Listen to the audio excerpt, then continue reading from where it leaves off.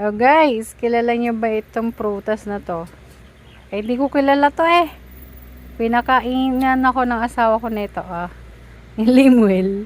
Ah, kinakain pala to. Ano tawag dito? Mulberry. Mulberry daw to guys. Mulberry.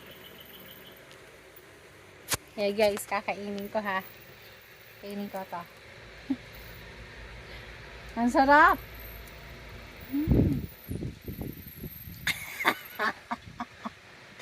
Pinakain pero para siyang ano. Anong tawag naman? Parang ano, buhat yan. Hindi eh. Banlasa ng duhat eh. Mulberry nga Ayun yan. nga, mulberry daw po yun. Mulberry. Yun, bye. Wala akong kaalam-alam sa ganyan, mahal. Ito, mulberry guys, oh. Dito lang yan sa Kalikid. Meron ba tayo nito sa bahay? Meron. Lagi nga nauubos ng anak mo. Wow, Agad mulberry. Ang sarap nito guys.